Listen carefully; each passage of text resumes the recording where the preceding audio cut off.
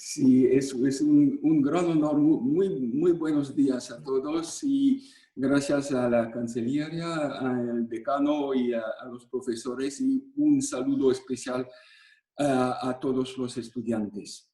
Es un gran honor para mí como presidente de la Asociación de Juristas Franco-Colombianos abrir este curso sobre el litigio virtual en el arbitraje internacional. La asociación fue fundada en el enero de 2017 en marco del año cruzado Francia-Colombia. Desde su creación, la asociación intenta estar presente en todos los campos del derecho, que sea el derecho público o el derecho privado. Hablamos de derechos fundamentales, de nuevas tecnologías, de contratos de responsabilidad, de derecho de la familia, de justicia transicional. Nos enorgullecemos tener lazos muy fuertes con la Universidad del Rosario. Me alegro mucho que hayamos podido organizar varios eventos con su universidad. Como ejemplo, puedo recordar que en 2017, con ocasión de la celebración del bicentenario del Consejo de Estado de Colombia, organizamos junto con el Rosario dos eventos muy importantes, uno en Bogotá y el otro en París. Quisiera hoy felicitar a dos miembros de la asociación por su participación en la organización de este curso sobre el litigio virtual. Son Miriam Salcedo Castro, que es la secretaria general de la asociación, y Melissa Ordóñez, que es la presidenta de nuestra Comisión de Inversión Internacionales. Igualmente, me alegro mucho de acoger a mi colega francés, Benjamin English. Pertenecemos juntos a la misma red de abogados que se llama Eurojuris Francia, con sede en París. Eurojuris Francia cuenta con 1000 profesionales del derecho y pertenece a sí mismo a una red de abogados europeos que se llama Eurojuris Internacional. Eurojuris Francia, y especialmente Benjamin English, trabaja mucho sobre las nuevas tecnologías y logró crear un sistema completamente virtual dedicado a la resolución virtual de los litigios, que sea gracias a la mediación o gracias al arbitraje en línea. El sistema se llama en francés madecision.com, midecision.com. Benjamin es el presidente delegado de madecision.com y va a presentarles sí mismo este producto.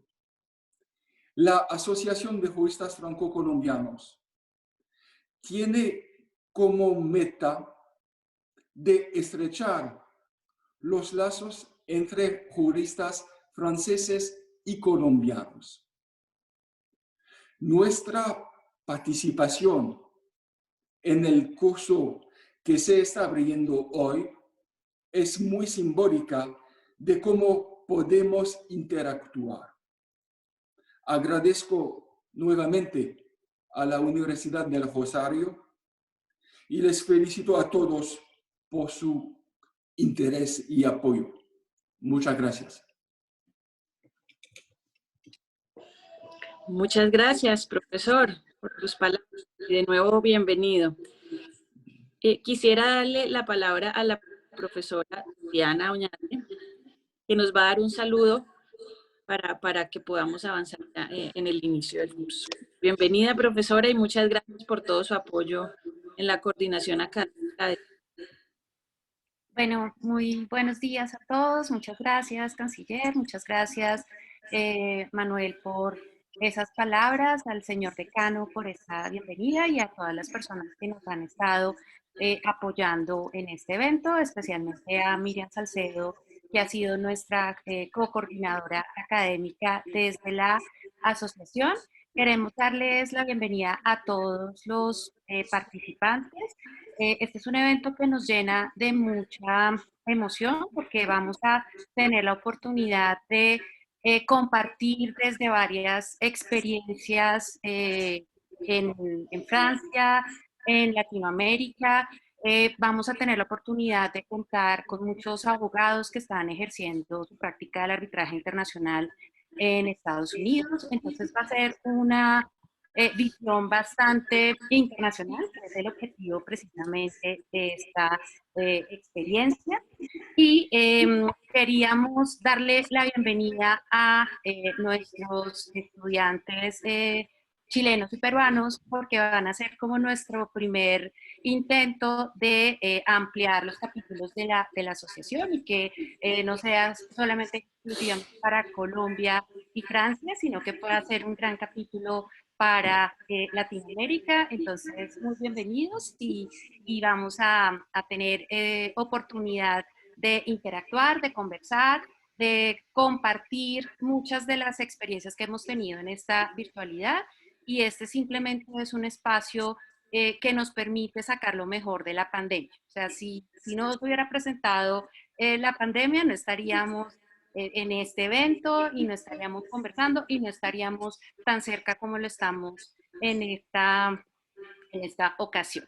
Entonces, simplemente antes de que ya Benjamin pueda empezar con su conferencia, muchas gracias por acompañarnos.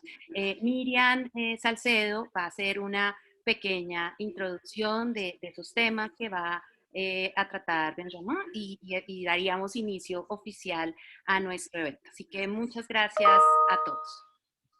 Muchas gracias, profesora. Bueno, muy buenos días a todos en Colombia y buenas tardes para Manuel y Benjamin, que están de este lado del Atlántico con nosotros. Agradezco de una manera muy especial a la Universidad del Rosario de habernos dado esta oportunidad como asociación de juristas de participar en la organización de un tema tan interesante y tan actual como el litigio virtual en el arbitraje internacional. Todo esto porque, como decía Tatiana, sabemos que las nuevas tecnologías avanzan a una velocidad impresionante y que siempre será mucho más rápida que el derecho, pero el derecho siempre ha tenido la posibilidad de adaptarse a las nuevas tecnologías y a toda la evolución científica. De manera que este tema del arbitraje sabemos que garantiza una pronta resolución de conflictos de parte de jueces especializados. Y en materia de derecho internacional particularmente, el hecho de que la respuesta de los árbitros sea rápida, esta genera una reducción en los costos de las partes que tendrían que esperar durante periodos de tiempo muy largos con conflictos de jurisdicción de leyes en la decisión de sus litigios y que obtienen una decisión más rápida por medio del arbitraje. Entonces, cuando este arbitraje está asegurado por medios virtuales, además de esos costos que naturalmente se ahorran con el arbitraje internacional, también se van a ahorrar costos en desplazamientos aéreos, en la práctica de diferentes tipos de pruebas, de costos ligados también a la administración del procedimiento, tal como va a explicarnos posteriormente Benjamin, de manera que estos medios virtuales nos va a permitir hacer ahorros, no solamente en términos económicos, sino también en términos ecológicos, porque sabemos todo lo que genera el transporte y todo lo que genera la cantidad de papel que no necesitamos realmente en la vida de todos los días. Sabemos que hay muchas empresas que han desarrollado sistemas de resolución de conflictos en línea. Por ejemplo, Google, Cisco, Amazon, Facebook, Apple utilizan frecuentemente medios de resolución de litigios. Sin embargo, no podemos confundir este tipo de resolución de litigios con el arbitraje, porque el arbitraje tiene elementos que son esenciales, que deben distinguirse de estos métodos de arreglo directo que están ofreciéndose ya en línea y que son de hecho muy eficaces, pero el arbitraje lo que va a ofrecer es una solución de tipo jurisdiccional. Entonces, los árbitros no pertenecen a la estructura permanente del Estado de Administración de Justicia, pero van a resolver el conflicto por medio de un laudo que va a tener un efecto ejecutorio, y que va a permitir someter a la parte condenada a cumplirlo. Y obviamente si este laudo es internacional o si este laudo es extranjero, va a tener que someterse a un procedimiento de exequatur. Entonces, lo importante es que este arbitraje, que es ofrecido virtualmente por diferentes tipos de instituciones de arbitraje, pueda permitir garantizar que las condiciones de ejecutabilidad del laudo van a ser posibles, porque si no, se desvirtuaría el objeto del arbitraje internacional, que es proferir un laudo, una decisión que pueda ser ejecutado, que pueda ser ejecutada en un país. Entonces, tenemos que la oferta de arbitraje virtual es muy amplia. Entonces, hay centros de arbitraje que proponen, plataformas que proponen la resolución del litigio por arbitraje en línea completamente, y hay otros centros que van a ofrecer una propuesta mixta. Entonces, proporcionando plataformas, pero ofreciendo también la posibilidad del encuentro de las partes o de la práctica de pruebas directamente en el centro de arbitraje. Entonces, es necesario que aclaremos ahora igualmente que a pesar de que el arbitraje virtual puede hacernos pensar directamente en la inteligencia artificial o en la justicia predictiva, el arbitraje no es ni inteligencia artificial ni justicia predictiva, pero puede servirse de estos útiles para mejorar las prestaciones que se proponen a través del arbitraje. Entonces, son simplemente la justicia predictiva y la inteligencia artificial son útiles que se van a agregar al buen desarrollo del arbitraje, pero en la utilización de todas estas nuevas tecnologías, la transparencia y la seguridad son los principales desafíos. Es por ello que la Comisión Europea para la Eficacia de la Justicia, el Consejo de Europa, adoptó a finales del 2018 una carta ética que enuncia los principios aplicables al uso de la inteligencia artificial en los sistemas judiciales. Entonces, esta carta nos presenta diferentes tipos de principios como la protección a los derechos fundamentales, la protección en el uso transparente del manejo de datos de acuerdo con la reglamentación vigentes, el principio de no discriminación de las partes del litigio durante los diferentes procedimientos y la transparencia en las metodologías y técnicas que van a ser empleadas por cada uno de los utilizadores, porque las partes tienen que tener un acceso fácil a todas estas tecnologías para garantizar la igualdad en los debates procesales. La Cámara de Comercio Internacional es una comisión que se ocupa de estudiar todas las cuestiones ligadas a la desmaterialización del arbitraje y ha publicado 2 informes, uno en el 2004 y otro en el 2017, sobre la utilización de las nuevas tecnologías en el arbitraje internacional. Entonces, esta seguridad y la confianza serán las condiciones esenciales para que las partes puedan someterse a el litigio virtual en el arbitraje internacional de una manera tranquila y serena. Para ello requerimos también que los regímenes jurídicos de los diferentes países en donde se van a aplicar este tipo de arbitraje hayan aceptado la existencia de estos medios virtuales. Tenemos que el derecho colombiano, gracias a la Ley 527 de 1999, que establece y regula la firma electrónica, así como la expedición del Estatuto de Arbitraje y del Decreto 1069 de 2015, Decreto Único Reglamentario del Sector Justicia, han proporcionado un marco jurídico que se adapta a todas las necesidades de la virtualidad en el arbitraje. Y ya para terminar, mencionaremos dos características del arbitraje internacional que es esencial tener en cuenta cuando hablamos de arbitraje virtual. La primera es que la mayor parte de los litigios que se someten al arbitraje internacional tienen un pacto de confidencialidad, salvo cuando en ciertas ocasiones, cuando se renuncia a esta confidencialidad por la participación de personas de derecho públicas.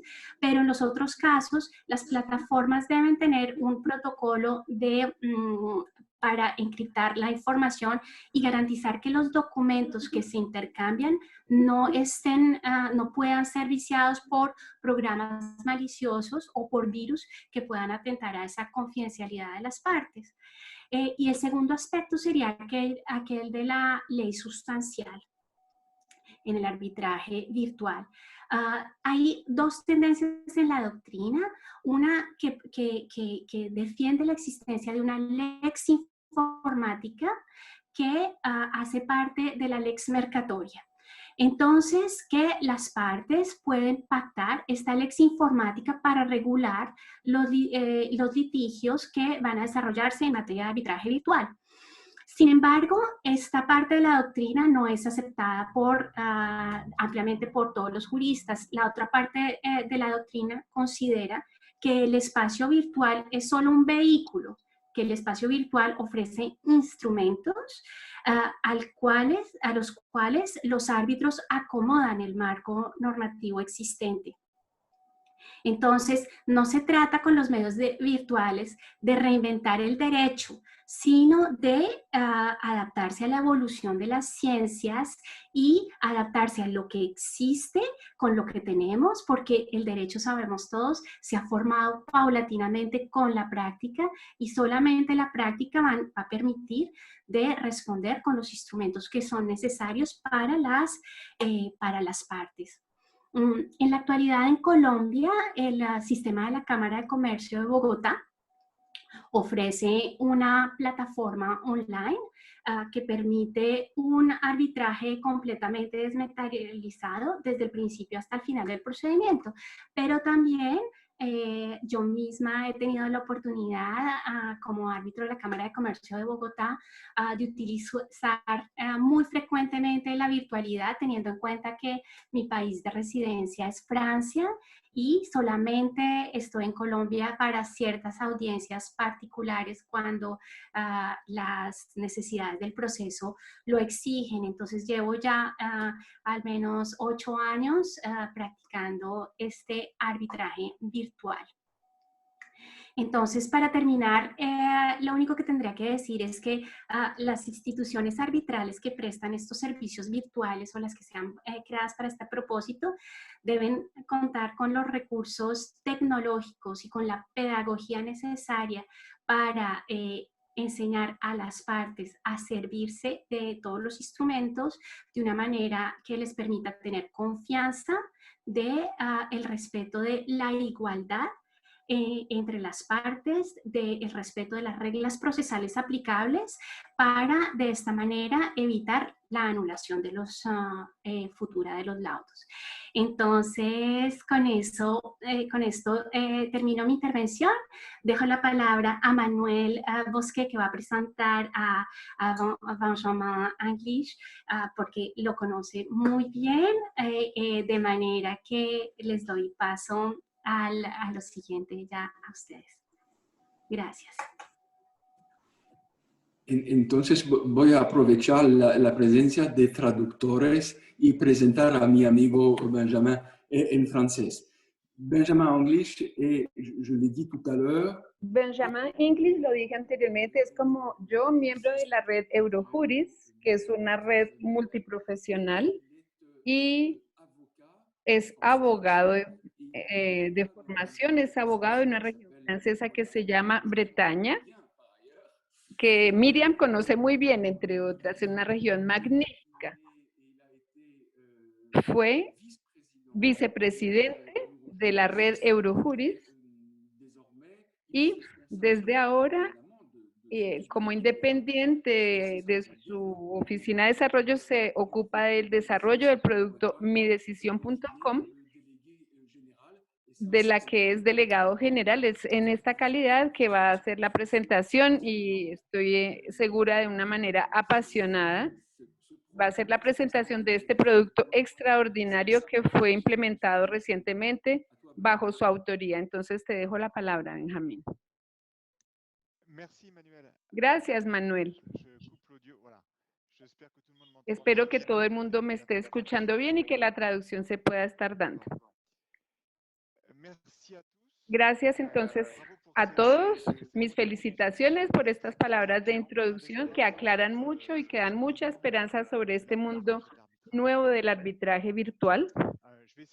Voy a tratar de hacerles una presentación que sea a la vez un testimonio, una reflexión, de pronto algo científica a la altura de la práctica que conocemos, algo de perspectiva también y sobre todo práctica, porque les voy a mostrar enseguida, compartiendo mi pantalla, les mostraré el producto, el resultado de nuestra iniciativa en Eurojuris para crear esta plataforma. Vamos a tratar de hacer todo esto en 1 hora y luego tendremos un tiempo para intercambiar preguntas y respuestas, porque creo que esto va a suscitar algunas reflexiones en el público. Primero que todo, el proyecto midecisión.com. ¿Cómo es que esto se dio? Se dio de manera progresiva. Creo que para ustedes, conozco para ustedes menos el sistema jurídico en Colombia. Lo conozco bien en Francia y sé que hace algunos años la aparición de el legal tech, de los nuevos actores en el mercado del derecho, a veces era sentida o con algo de distancia por parte de las instituciones. Algo de prevención. Nosotros en Eurojuris, nosotros somos una institución independiente, no somos representativos de la profesión, no somos un sindicato ni un órgano delegatorio de los poderes públicos, somos una asociación como abogados independientes, pequeños o grandes oficinas de abogados. Y desde hace más de 30 años tratamos de hacer evolucionar nuestra práctica. Primero que todo lo hicimos con el diseño de una red para la postulación, es decir, que cuando ustedes introducían un proceso ante un tribunal francés había que tener un correspondiente en ese tribunal autorizado para representarlo. Esa era la idea, era una repartición geográfica. Hoy en día esa repartición, esas reglas de repartición geográfica se han abolido gracias al uso de la tecnología precisamente y tenemos entonces otros medios para unirnos y constituir una red. Uno de estos medios, cuando la presidencia que acaba de terminarse de Sophie Blanchet, que estuvo 2 mandatos durante 4 años, allí yo era el vicepresidente, quisimos y éramos innovadores desde ese punto de vista con respecto a las otras instancias de abogados, quisimos entonces concluir acuerdos con LegalTech, con estos nuevos actores que querían proponer nuevos servicios, a veces incluso que no eran dirigidos a los abogados, pero que se dirigían también a los justiciables. Hicimos asociaciones con personas que producían servicios de creación de sociedades en línea y que necesitaban a veces tener abogados para apoyarse y para representar a sus clientes, porque el producto que producían en línea tenía sus límites y que a veces los clientes necesitaban un abogado real, entre comillas, para terminar el proceso. Entonces se hicieron acuerdos con Justicia Predictiva, una asociación muy productiva que nos permitió co-construir estos programas de informática hecho entre los prácticos y los técnicos. Y luego una sociedad llamó nuestra atención, era una startup que se llamaba eJust, franco-suiza, que proponía esencialmente, únicamente en ese momento, en esa época, arbitraje en línea. Estamos hablando de hace 5 o 6 años. esto fue el cimiento y Justice proponía una plataforma de arbitraje en línea. Nos pareció muy innovador, una muy buena alternativa para resolver algunas dificultades que teníamos para resolver problemas en la justicia francesa. Entonces, hicimos una asociación con esta startup pensando que por una parte, nosotros como abogados podíamos orientar a nuestros clientes hacia la utilización de esa plataforma como primera medida, pero también porque pensamos que esta startup, si su actividad podía progresar, tendría necesidad de muchos arbitrajes. Los abogados podían ser árbitros y le propusimos a ellos formar a nuestros miembros con base en el voluntariado para que fuesen árbitros en la plataforma, lo que es diferente de hacerlo de manera tradicional. Algunos de nuestros abogados ya eran árbitros, otros no, y formamos más o menos 30 compañeros de Eurojuris para este hecho. El hecho entonces fue que ellos tuvo una idea muy innovadora, pero de pronto muy vanguardista, que llegó muy temprano en este mercado y la actividad no se pudo realizar o desarrollar. Luego seguimos en construcción en Eurojuris y con LegalTech. Hicimos una carta magna que se llamaba la Carta Magna con Open Law, que retoma todos los temas. Y luego nos habíamos quedado con una idea de una plataforma de arbitraje esperando que llegaran los primeros casos.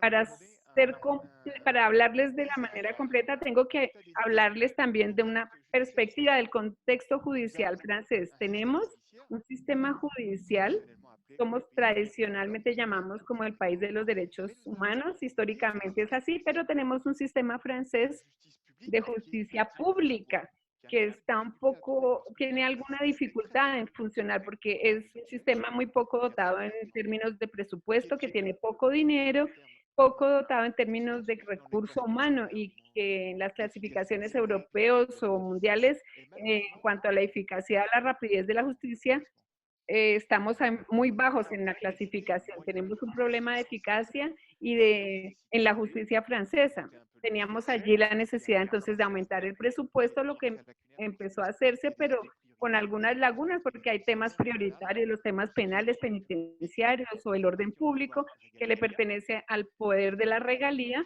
y que no pudo ser objeto de un arbitraje, de una mediación en línea, pero tenemos una necesidad en derecho y a veces un desespero en el caso de algunos practicistas de no tener sino la solución de la justicia pública, que a veces no es tan costosa, pero sí muy lenta. Tenemos algunos modelos alternativos de resolución de litigios, la de conciliación, la mediación, que tienden a desarrollarse incitados por los poderes públicos de manera tradicional, bajo una forma tradicional, pero que tienen dificultades en desarrollarse, no se desarrollan a la velocidad que quisiéramos. Y a menudo los justiciables tienen la impresión, de pronto no errónea, de que el modo alternativo se les proponía no porque fuese más adaptado a sus casos, sino porque sencillamente la justicia no tenía tiempo de tratar sus casos. Y mientras que este modo alternativo, que sea la mediación o la conciliación o incluso el arbitraje, aunque se propone poco, porque debe ser convencional, pero si se continúa proponiendo mediaciones, dejando entender de manera explícita o implícita a las personas que es porque la justicia no tiene tiempo de atender sus casos, estamos partiendo ya con un a priori negativo. No es la mejor manera entonces de venderlo. Y luego tenemos en materia, si hablamos de arbitraje, hablamos mucho de derecho comercial, de relaciones de negocios. Tenemos jurisdicciones especializadas que tienen una especificidad francesa, que son los tribunales de comercio, quienes son competentes para resolver en los litigios de sociedades, entre dos sociedades comerciales. Estos tribunales de comercio manejan una parte importante del contencioso de proceso de los fallos, los litigios entre las sociedades comerciales, las quiebras. Los magistrados no son juristas de formación, son comerciantes, son jefes de empresa que son elegidos por las cámaras de comercio y de industria y que tienen una formación jurídica o ante los procesos o reglamentos de procedimientos o conocimientos jurídicos muy limitados. El buen lado de esto, y es por esto que se implementó, es que son magistrados con muy buen conocimiento de los usos de la práctica comercial, pero por otra parte, cuando se entra en materia jurídica más compleja, a veces las decisiones faltan de motivación, lo que se traduce por una tasa de segundo llamado de jurisdicción muy importante, porque en la segunda jurisdicción tenemos magistrados profesionales, juristas de profesión en este caso, lo que aporta una visión completamente diferente a los casos. A veces nuestro sistema de tribunales de comercio, sobre todo, a veces en provincia, pueden ser considerados como inadaptados para algunos litigios, porque los plazos de juzgar son tan largos como ante las otras jurisdicciones, tribunales del Estado. Entonces, continuamos nuestro recorrido para regresar aquí al recorrido de Eurojuris y a la creación de midecisión.com con Eurojuris. Regresamos con Justice y formamos a las personas para ser árbitros en esa plataforma. Nos permitió convencer a algunas personas que tenían prevenciones que esto era interesante y podía funcionar. Después, esta iniciativa fue una iniciativa tecnocentrada. It Just se imaginó e invirtió mucho dinero para crear una solución tecnológica que es extraordinaria, pero tenía poca información en la oferta que ellos escogieron hacer en cuanto a los árbitros. Entonces, nos formamos, nos convencimos de la formación del arbitraje en línea, de que nuestra calidad como abogados podíamos hacer arbitrajes en ciertas condiciones sin alterar la deontología, sin tocar el rigor científico del arbitraje, pero aportando muchas ventajas, el tema de los costos del que hablaremos más adelante. La segunda etapa de la asociación con It Just fue que se dieron cuenta que habría que implementar mejor su solución, arreglar, y nos propusieron arrendarnos la plataforma para que nosotros creáramos nuestro propio centro de arbitraje en línea, pero con la tecnología que ellos habían realizado. Teníamos que hacer un pago de acceso para la tecnología, no voy a hablar de los detalles, pero es sencillo y es una lógica que conocemos en el derecho informático.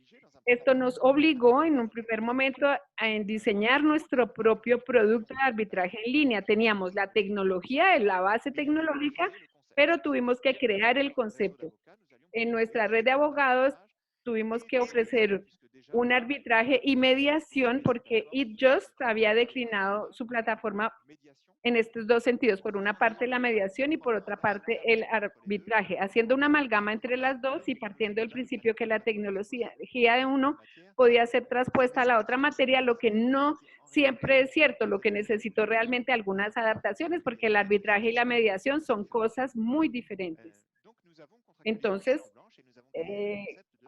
creamos el concepto de midecisión.com, un centro de arbitraje nuevo, de otra manera, y nos cuestionamos, quisimos saber si era un centro de arbitraje, puesto que solamente no servía como un centro de arbitraje clásico, calificar las solicitudes, responder a los puntos de arbitraje, designar o proponer a árbitros, o transar situaciones relacionadas con los árbitros, porque el principio de la plataforma quiere como muchas cosas se hicieran automatizadas y la intervención del centro soporte es inexistente. La intervención, teníamos una inexistencia técnica para esta utilización. Y luego la última etapa, el salto grande que dimos es que It Just, la startup, como puede darse con cualquier otra startup, no quiso continuar con nosotros la aventura y escogimos entonces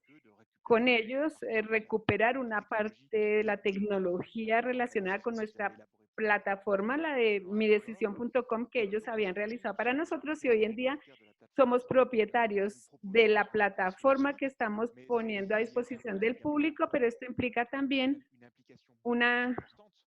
algo mayor, y es que tenemos el valor científico, la credibilidad de la red, tenemos el tratamiento que hay que hacer, pero también tenemos que administrar y manejar y mantener una plataforma tecnológica que está en el centro de la plataforma de arbitraje. Entonces, ¿qué sucedió?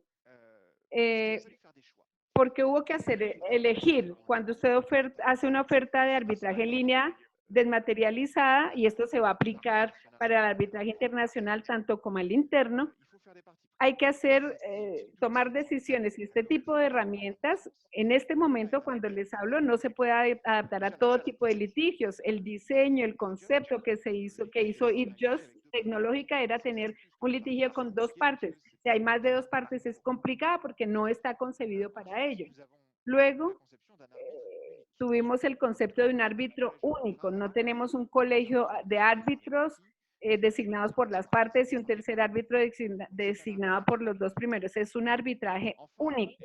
Y finalmente, y puesto que somos conscientes de que es una manera experimental y que esta nueva forma de arbitraje tiene que dar sus pruebas, y porque la competencia de un árbitro único, el peso que cae en él es necesariamente importante, decidimos limitar los retos de litigios a inferiores a 500.000 euros, lo que quiere decir que esto es importante en las decisiones tomadas con la oferta.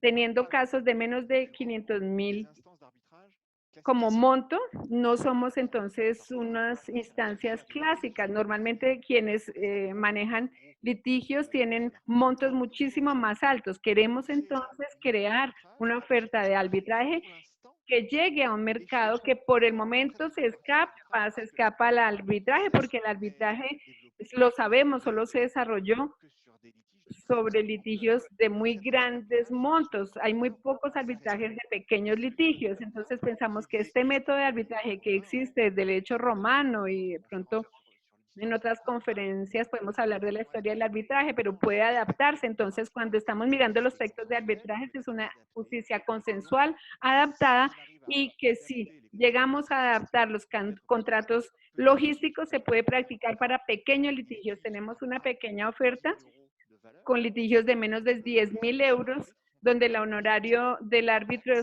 están en menos de 1.000 euros, 989 euros, partiendo del principio que el árbitro va a pasar un tiempo restringido, corto, tendrá una sentencia, pero un litigio de menos de 10.000 euros será seguramente un litigio poco complejo y nos va a permitir recortar un poco el tiempo y la exigencia para poder tener esta oferta, sabiendo que para montos mayores los honorarios del árbitro seguramente van a ser mayores. Otra decisión sería guardar paralela a la plataforma de arbitramiento una plataforma de mediación. Son cosas diferentes. Eso tiene que ver con un contexto que hay en Francia actualmente, en el que tenemos algunos procedimientos pequeños y ahora es obligatorio justificar previamente al tribunal para proceder a la conciliación y a la mediación. Se necesitan medios simples, porque hoy en día los medios tradicionales no van a poder responder a la demanda. Y en ese sentido la mediación se va a desarrollar. El precio, ya hablé, es un elemento importante de la decisión que tomamos en nuestro producto, porque ahí somos disruptivos de alguna manera. Es una disrupción clara. ¿Y en qué consiste? Es que tomamos un mercado práctico, un producto tradicional, y le aportamos un ladrillo tecnológico a través de la web para lograr una propuesta de un producto que puede ser replicado, que implica economías. Y entonces es una disrupción en el mercado del arbitraje para volver más accesible. Ahora, después de elaborar el producto, ¿qué estrategias tomamos? Es muy sencilla. Tenemos una estrategia en la que pensamos que los casos empiezan a llegar y la plataforma está en línea y fue lanzada hace más de 1 año y medio. Pero y ahora desde verano la volvimos a poner en línea y pensamos que tenemos prescriptores que pueden ser interesados con este producto, seguros para la protección jurídica, por ejemplo. Estamos buscando medios para proponer a los clientes este tipo de protección, porque hay plazos y a veces puede haber problemas en este sentido. Son los mismos problemas que tenemos con los abogados en físico. Entonces, el sistema judicial puede ser perfectible y sabemos que el justiciable solamente tiene al abogado como interlocutor. Si podemos, si las proponer a través de los seguros soluciones diferentes para nuestros clientes, creo que las protecciones jurídicas pueden ser interesantes y atractivas. Y los diálogos que hemos hecho con estos actores lo confirman. También podemos pensar en organismos de cobro. Es un asunto también que es objeto de disrupciones actualmente en el sentido de automatizar, de informatizar estos procedimientos. Cuando se orientan los clientes hacia una jurisdicción, a veces pierden el control sobre los casos. Entonces, hay que enseñar a sus servicios internos a utilizar las plataformas en línea, porque son servicios complementarios que nos permiten conservar los clientes de manera general. Hemos hablado con otros actores como organizaciones de financiación y juristas especialistas del arbitraje internacional, que conocen también este sistema y son actores muy importantes en el arbitraje. Pensamos que vamos a poder desarrollar esta actividad apostándole al personal branding, sobre la publicidad personal de los miembros, porque tenemos miembros escogidos y a veces pues se podrá, digamos, ir a averiguar para identificar mejor los miembros. Y este es un punto fuerte, el poder decirles a los miembros que quieren ser árbitros que promuevan estas actividades con sus clientes, con sus instituciones y con sus propias redes de comunicación. Finalmente, pensamos en la estrategia, el efecto red es muy importante. Somos una red conocida en Francia, al menos, y pensamos que la credibilidad de nuestra red va a tranquilizar a los usuarios, a los nuevos clientes. ¿Por qué? Hay que tener legal tech que presenten, digamos, prestigio, que sean prestigiosas. Y los usuarios pueden así saber que esto viene, ya sea del poder público o de profesiones reglamentadas. La confianza en la profesión reglamentada y en los poderes públicos es muy importante para los ciudadanos. Felizmente para nosotros esto está bien. Ellos no quieren dejar sus litigios de legal tech que no tienen una procedencia dudosa y es, digamos, lo interesante de nuestra plataforma. El principal reto realmente es el uso, es lograr, más allá de las protecciones jurídicas y otras, a convencer a nuestros colegas que se conviertan en prescriptores, no solo juristas, sino lograr que los abogados que ejercen desde hace 10, 20 o 30 años sus actividades tengan reflejos diferentes, que no sean orientar directamente a los ciudadanos frente a las jurisdicciones tradicionales. Lo que es más simple para ellos, sin duda, porque ellos ya lo saben hacer, están acostumbrados desde hace 10, 20, 30 años de práctica, pero hay que cambiar. Pensamos que sería un fracaso de la parte de los prácticos, de los abogados, si es el cliente el que viene a proponer este tipo de servicios. Nosotros debemos dirigir a los clientes hacia este tipo de servicios. Sí, si es el cliente que nos pregunta si existe este servicio, es un medio fracaso en este sentido. Es importante entonces que los profesionales acepten aprender a usar estas nuevas herramientas y dirijan a los clientes hacia ellas. Esto les habla también a los abogados que trabajan desde hace mucho tiempo, pero a nuestros jóvenes abogados también. Creo que el impacto de la formación universitaria es muy importante en este sentido. Es decir, lo que están haciendo ahora, dedicar estos cursos universitarios hacia la digitalización y los nuevos usos que van más allá de los modos tradicionales de resolución de litigios, es decir, de los modos ancestrales, es muy importante. Estoy en la escuela de abogados y trabajo allá. y veo a menudo estudiantes, abogados de 26 años que me preguntan si realmente los programas de justicia predictiva funcionan, porque han oído hablar de ellos, pero no los conocen. Y eso es terrible. Cuando uno llega a una profesión y no conoce algo que ya se está usando. Todo esto para decirles simplemente que el arbitraje en línea, ese es el testimonio, mejor dicho, que yo quería darles sobre el producto que nosotros hemos diseñado. Fuimos a mirar un poquito lo que estaban haciendo en otros lugares del mundo y en Francia también. Y si debemos tomar una posición desde arriba, estos son los frutos de las reflexiones nuestras. Ahora, el arbitraje en línea tiene una cierta actualidad mundial y en Francia también. Está moviéndose a nivel internacional. El coloquio de hoy lo muestra y comenzó a mover varios meses. Un acto fundador y luego hubo unos elementos prácticos. El acto fundador me parece que fue el libro publicado por el profesor Richard Susskind. Creo que lo están viendo. Se llama Online Course.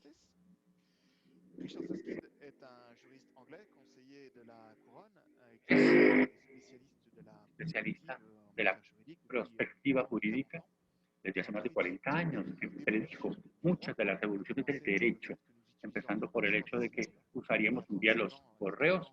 Hace 35 años eso parecía completamente imposible. Hoy sabemos que comunicamos por correo y tenemos derecho, es legal. Richard Susskind trabajó mucho en la informatización y dedicó un libro que publicó hace más de un año a los cursos en línea. Su obra no está dedicada al arbitraje en sí.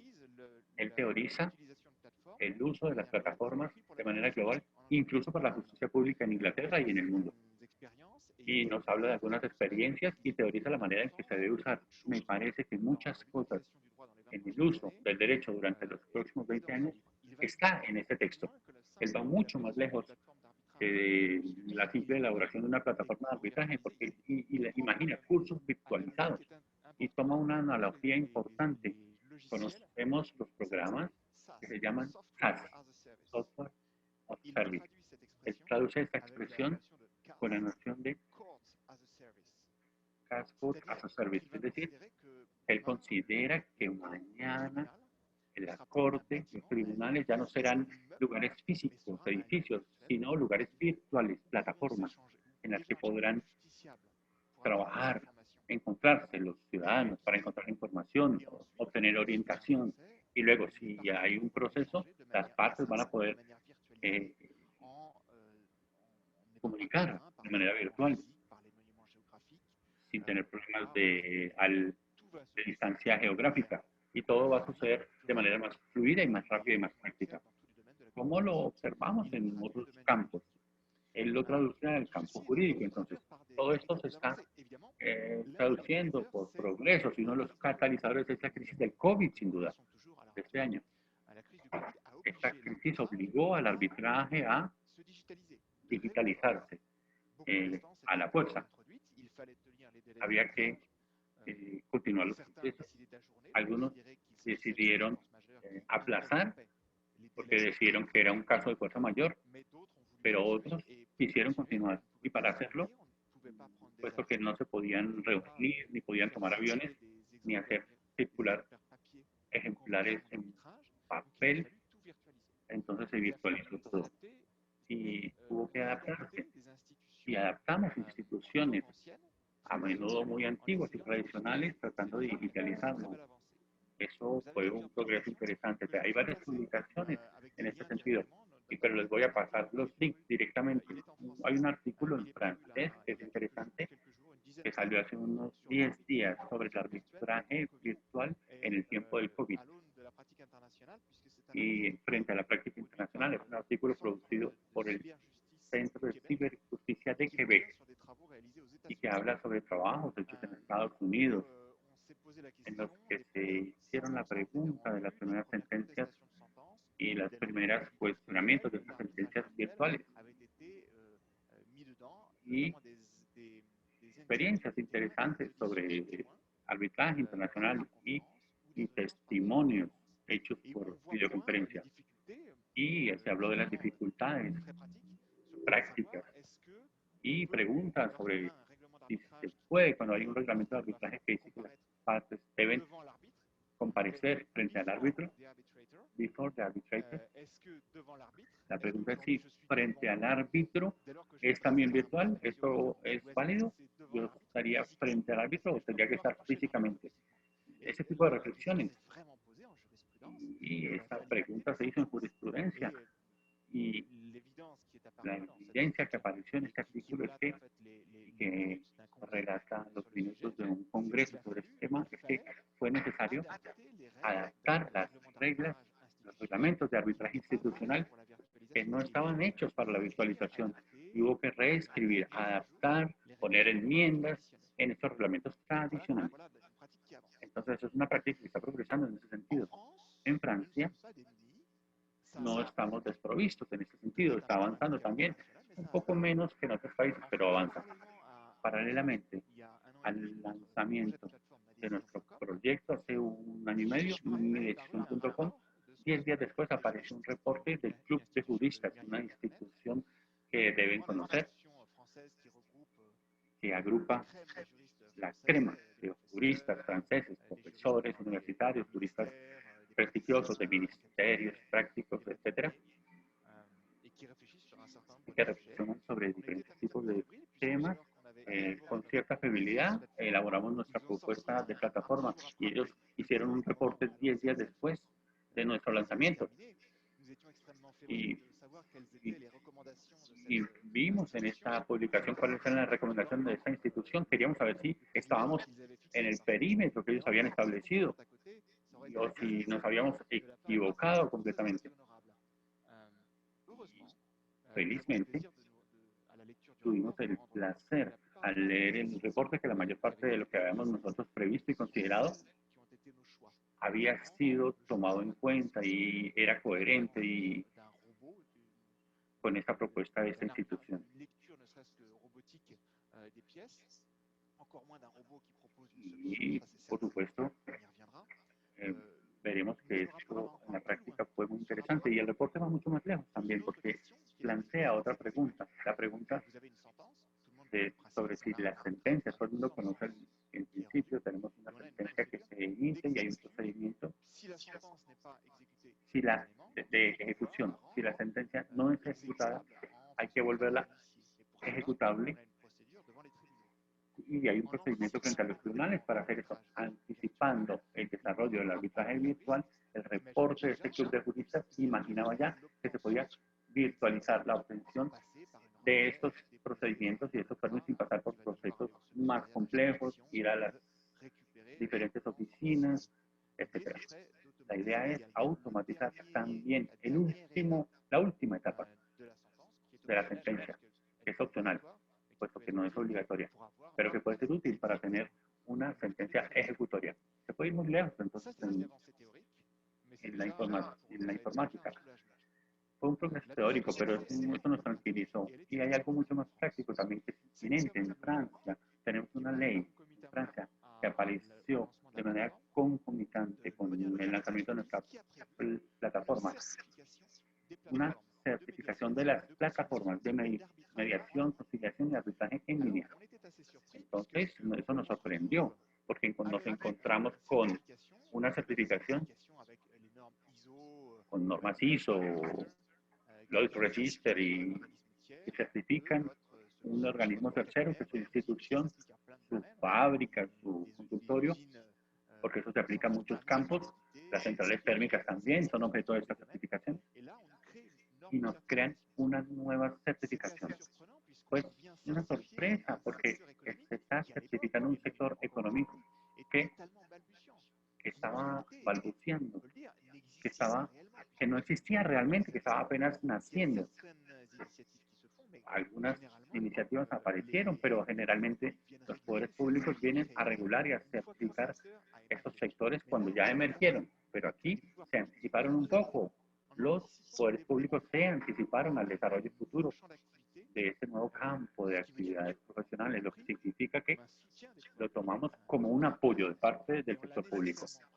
Y por supuesto lo tomamos en ese sentido porque hay una reflexión que dice que frente al hecho de tener un sistema público francés a menudo saturado y con medios insuficientes, esto podría, pues se podría privatizar una parte del contencioso. Y aquí quiero volver yo, porque aquí estamos haciendo un proyecto de privatización de una parte del contencioso que puede ser mediado, arbitrado, lo que supone que el resto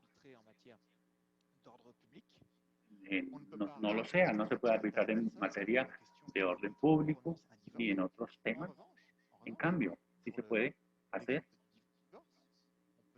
en el caso de los divorcios, en el caso de los asuntos familiares, y que el asunto del patrimonio, por ejemplo, sea también arbitrado. Entonces se puede dividir en dos, la parte institucional, pública, y la parte privada. Eso se podría hacer. La otra tendencia es, y que hace parte de nuestras decisiones, fue no introducir la inteligencia artificial en las soluciones por el momento. No lo consideramos. Estamos viendo el estado del mercado actual y, por supuesto, el autor va mucho más allá en su obra porque él imagina la inteligencia artificial en estos productos, pero no es un producto para la realidad actual.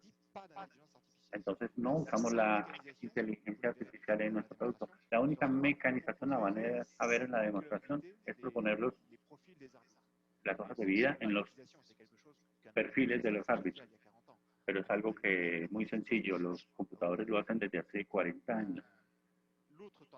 La otra tendencia es la justicia predictiva y aquí Miriam ya nos dio algunas pistas en su introducción.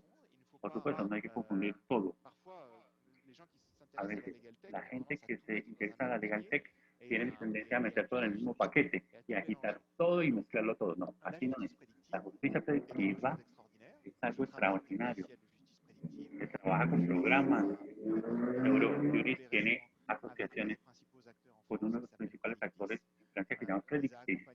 Los acompañamos desde el principio, incluso les soplamos algunos secretos y eso fue muy interesante. En mis consultas yo voy frente a las jurisdicciones para hablar de mis conclusiones y pienso que los magistrados y los árbitros van a usar la justicia predictiva también para estudiar sus casos, porque es una herramienta al mismo título que el código de justicia, que los abonos a los bancos de datos, a las de doctrinas, son herramientas.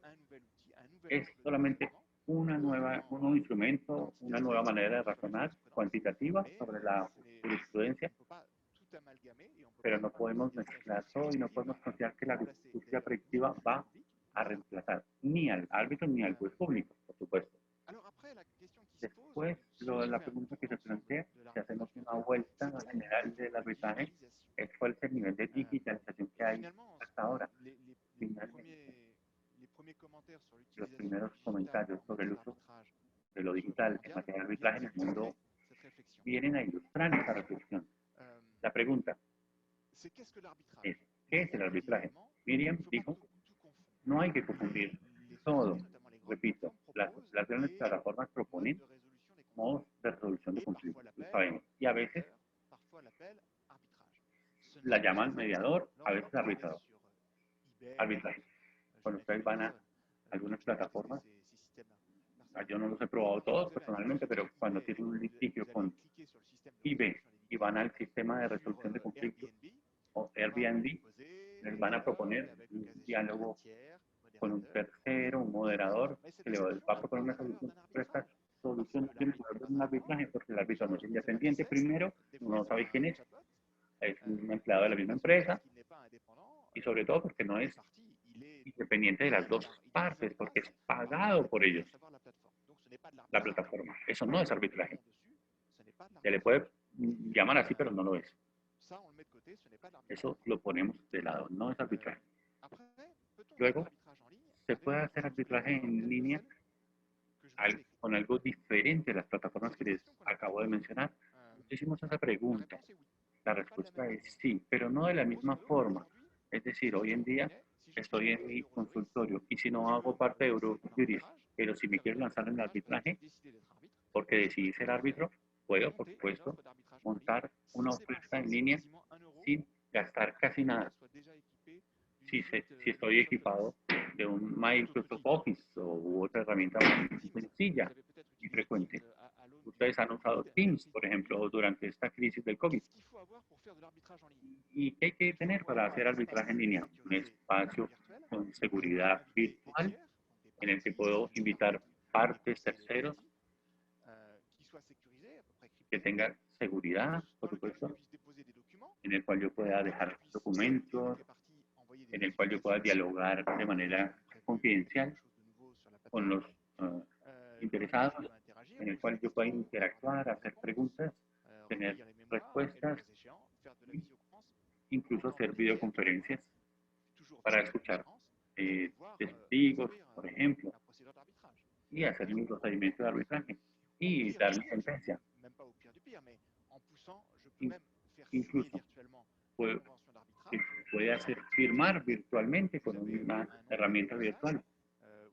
Hay estas herramientas, ya existen, que permiten firmar virtualmente con una firma encriptada, las convenciones de arbitraje. Entonces, existen casi todas las herramientas para hacer arbitraje en línea. Y lo puedo hacer con más de 2 partes hoy en día.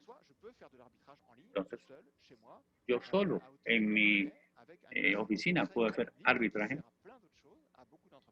Y eso es posible, puedo trabajar con muchas empresas en este sentido. Ahora, es una iniciativa que es aislada y no ofrece al usuario la confianza necesaria. Mucho más interesante para los usuarios tener la posibilidad de tener un abanico más amplio de magistrados o de especialistas. Y también tener posibilidad de consultar. De las convenciones de arbitraje que están en línea. En la primera, para crear esta convención de arbitraje al principio, porque hubo algunos litigios que no podían entrar en nuestra plataforma en el principio. Nosotros nos preguntamos cuál sería el resultado de una convención de arbitraje con una herramienta como Teams. Es sencillo, pero hay que preverlo desde el inicio. Las partes deben decirlo desde el principio, sobre el fondo y sobre la forma, es decir, el uso de las plataformas. Pero no es un verdadero recorrido que puede ser examinado, que le permite a una parte de manera autónoma de comprenderlo y de estar perfectamente informada y no tener que interpelar al árbitro por el funcionamiento. Entonces, el uso de una herramienta de este tipo es mucho más restringida que una plataforma que permite cubrir un número mucho más amplio de litigios y campos mucho más amplios. Entonces, la solución es la plataforma. Y ya lo dije, la contraparte es que tenemos un producto que debe ser más estándar, pero todos los productos deben llegar a esto para poder ser usados por todas las personas. Hay que tomar decisiones como las que les comenté yo ahora, decisiones técnicas, y son plataformas que permiten reducir las intervenciones de las instituciones y los costos asimismo, porque los costos en este sentido pueden ser importantes y no pueden ser soportados en el caso de pequeños litigios. En el caso de los grandes litigios internacionales, los árbitros, por supuesto, necesitan este soporte institucional, pero en el caso de los pequeños litigios esto puede ser un problema, puede disuadir a las partes por los costos. En cambio, hay un rol más importante del juez de apoyo, que es el juez que atiende las dificultades. Las dificultades que van frente al juez de apoyo, por supuesto, hacen perder un poco de tiempo, pero eso no fragiliza la sentencia que es emitida. Ahí entramos en la técnica del arbitraje, pero bueno, les quería comentar eso. Y para terminar esta parte teórica, hay que hacer una pregunta. Cuando uno hace arbitraje en línea, ¿será mejor que los actores tradicionales puedan adaptar sus instituciones de arbitraje clásicas y ya al arbitraje en línea? ¿O es más sencillo hacerlo como lo hacen los ingleses, es decir, a partir de una hoja blanca para tener un producto que sea completamente nuevo y construido para la digitalización? En relación con lo que les he dicho sobre la práctica internacional de arbitraje, pienso que es mejor diseñar, aún si esos productos son diseñados por instituciones de arbitraje que ya son reconocidas, es mejor tener productos realmente adaptados a las restricciones y las ventajas del arbitraje en línea. Eso me parece más sencillo y que plantea menos dificultades que tratar de poner ladrillos de digitalización de algo que ya existe desde hace mucho tiempo y que fragiliza quizás la arquitectura del arbitraje que yo quiero proponer. Pero es una posición mía, me gustaría oír otras opiniones. Esto en cuanto a lo teórico. Creo que ustedes quieren ahora ver los aspectos prácticos de esta plataforma. Me quedan más o menos 15 minutos para hacer esta demostración. Voy a dividir esta demostración en 3 partes de 5 minutos. Entonces, les voy a mostrar primero 2 videos que muestran el recorrido para iniciar un procedimiento de arbitraje y luego la otra parte, la que recibe la propuesta de arbitraje y la aceptación de la propuesta de arbitraje y la firma del protocolo. Porque es el defensor quien firma el protocolo que le llega como propuesta.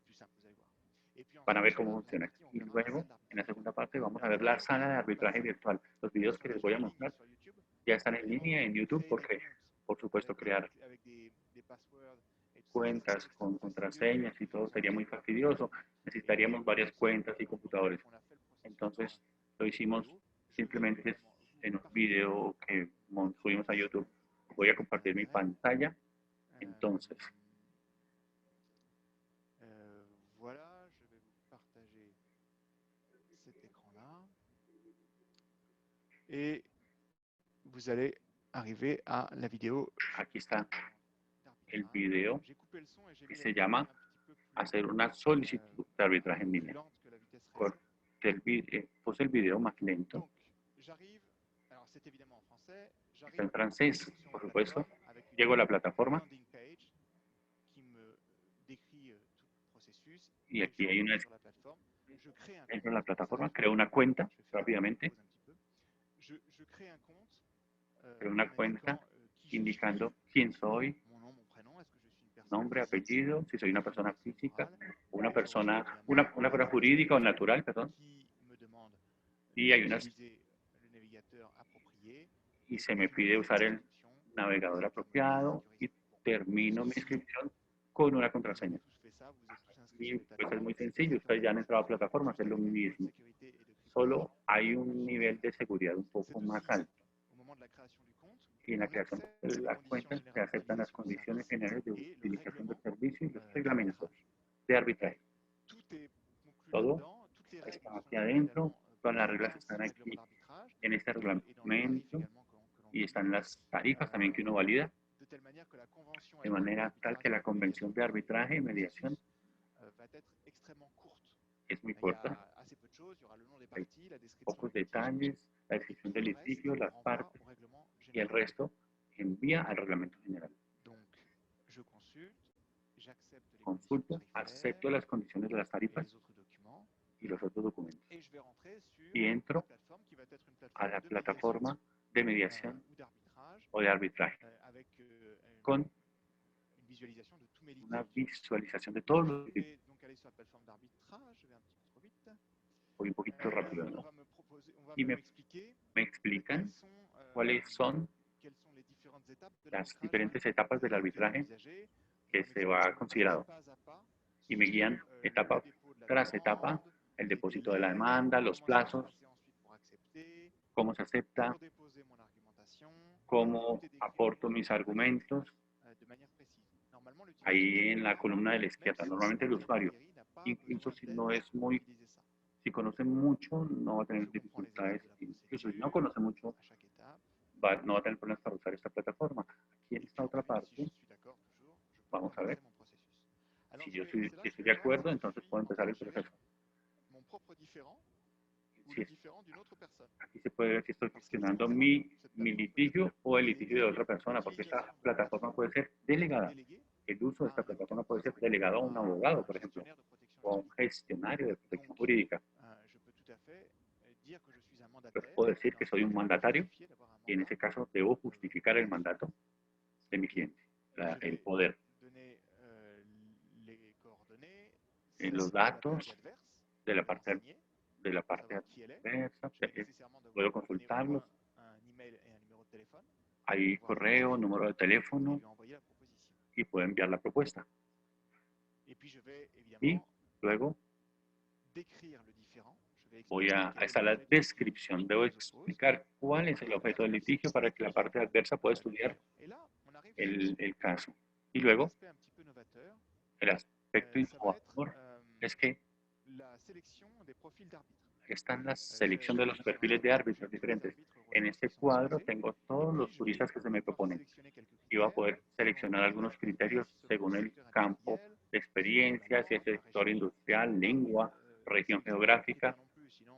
No hay demasiados criterios, porque si no sería muy complejo. Pero en función de estos criterios, selecciono. Y va a haber una propuesta, por ejemplo, en derecho de sociedades. Un colega que se llama Benjamin English, lo puedo seleccionar y proponerlo como árbitro a mi adversario. Y puedo proponer varios. Y aquí se establece el tiempo que va a tener mi adversario para darle la propuesta, luego y el plazo para la aceptación. En función de todos esos elementos, la identidad de las partes, la descripción del litigio, una proposición de convención de arbitraje se genera automáticamente y puedo leerla, no la firmo porque la someto a mi adversario y la vuelvo a leer, miro la precisión, la confirmo y la propuesta se va hacia mi adversario. Y en esta etapa solo me queda esperar un correo en el que se me va a explicar si el adversario aceptó mi propuesta o si él propone una enmienda, por ejemplo. Luego, tenemos la etapa 2, que es responder a una solicitud de arbitraje, la otra parte. Voy a volver aquí atrás.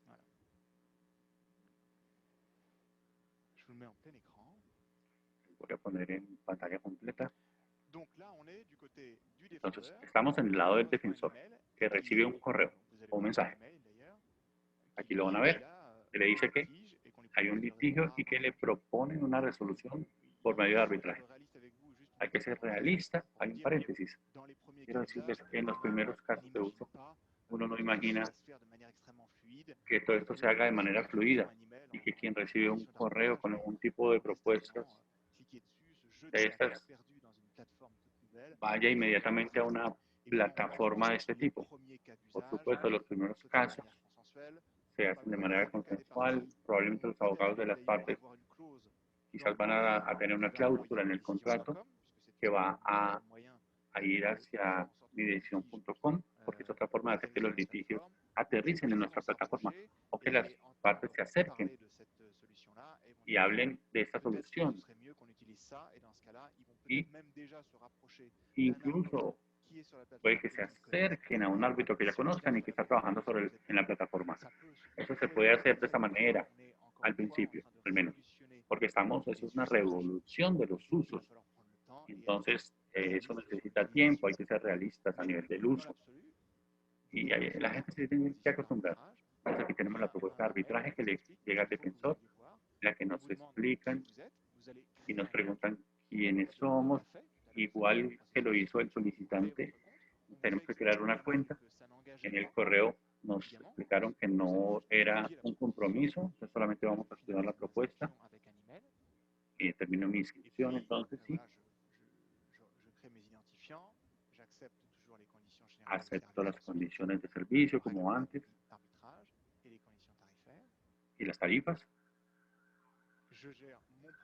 gestiono mi diferendo o el de otra persona. Si yo soy representante, verifico las informaciones que el adversario tiene sobre mí y releo la propuesta de acuerdo o mediación o arbitraje. En esta etapa solamente estoy tomando conocimiento de la propuesta. La puedo rechazar, puedo detenerme acá. Pues miro el proyecto, el nombre del árbitro sugerido, los plazos sugeridos de manera general. Reviso todo eso.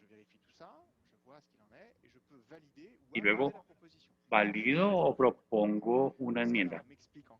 En ese caso, me explican cuáles son las diferentes etapas que implica este procedimiento. Y si estoy de acuerdo, comienzo a revisar la propuesta de arbitraje. Veo el árbitro propuesto, si hay varios, puedo seleccionar uno, mirar su hoja de vida. Aquí tomamos un caso simple para el ejemplo. Puedo ver si hay una respuesta, cuál es el tiempo para los plazos, y los otros plazos ya están en el reglamento del arbitraje. Y voy a volver a leer la propuesta de acuerdo. Si yo no aporté enmiendas, si estoy de acuerdo en todo, simplemente firmo. O si no, hay una ida y vuelta para que el solicitante haga las modificaciones. Y cuando se llega al acuerdo, se hace la firma encriptada para validar el procedimiento. Nada se hace sobre papel, por supuesto. Recibo un código por correo o SMS. Por el momento se hace por correo, pero la plataforma nos permite hacerlo por SMS y se firma el documento que vuelve al solicitante para que él también firme. Y una vez que él firme, la convención de arbitraje está sellada y empiezan a correr los plazos de 6 meses, por ejemplo, y el contrato de arbitraje inicia. Mientras tanto, hay que saber que hay algo que sucede del lado del árbitro, porque el árbitro sugerido, cuando es aceptado, recibe también una notificación que le dice: buenos días, usted ha sido seleccionado para el tal litigio. Muchas gracias por revisarla para la propuesta que se haya construido. Está de acuerdo con ella. Puede mirar si hay conflicto de intereses, puede llenar una declaración de independencia y firmarla. Declarar sus eventuales vínculos para que haya total transparencia en el caso. Como eso se hace en arbitraje físico, realmente. Y en esta etapa, el árbitro acepta la misión. Y luego pasamos al lado del árbitro otra vez. Es nuestra plataforma de test. Hicimos algunos casos virtuales. No son reales. Aquí no hay nada confidencial. Nos gusta hacer casos virtuales para probar los límites de nuestra plataforma. Los que leen francés quizás van a ver cosas que no tienen sentido, pero son simplemente falsos casos. No se preocupen por los aspectos jurídicos, acá no los tengan en cuenta. Entonces me conecto y llego a mi cuadro en el que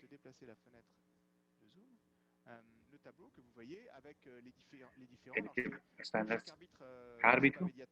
Yo no soy mediador, pero todos tenemos plataformas de mediación o de arbitraje. Yo tengo mi perfil, mi hoja de vida, mis campos de intervención acá y las notificaciones que me han llegado y una plataforma de arbitraje en la que yo hago clic y voy a ver los casos en los cuales he sido designado como árbitro y que están en curso o han sido terminados. Este cuadro me dice también en cada caso los nombres de las partes, los datos de referencia, si tengo cosas que me quedan por hacer, porque el programa me permite saber si hay algo pendiente. Una vez que se hizo la solicitud, la defensa, la réplica, el árbitro entra a la sala para instruir el litigio. En este caso, decidí mostrarles este caso. Entonces entro en este caso y llegó la famosa Richard Susskind, dice sala de arbitraje virtual, de la que hablaba Susskind.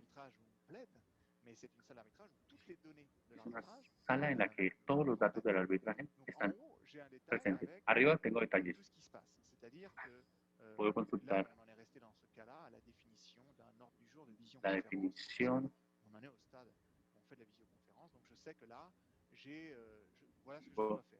Y lo que tengo que hacer.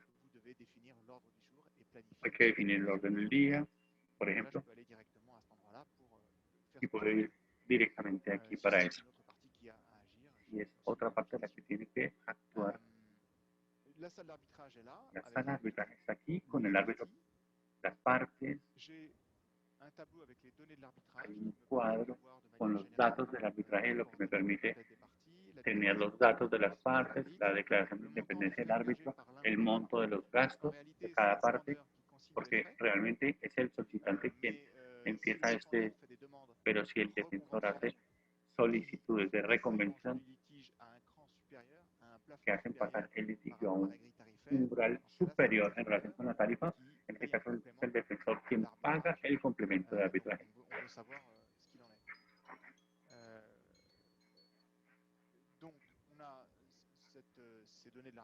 Entonces tenemos estos datos del arbitraje, la cronología que nos permite ver fecha por fecha todo lo que sucedió en el caso.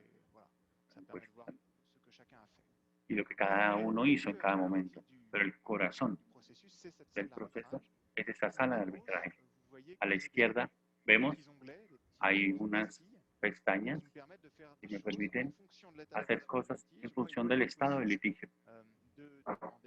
Puedo, por ejemplo, pedir escuchar expertos o testimonios, concluir la instrucción y ya tengo todas las informaciones, emitir una sentencia o hacer preguntas u organizar videoconferencias también. Todas estas pestañas no están activadas porque se activan en función del estado del proceso, ¿de acuerdo? Luego, la presentación se hace de esta manera, el solicitante está a la izquierda y para cada hecho de su argumentación y para cada pieza que corresponda con él,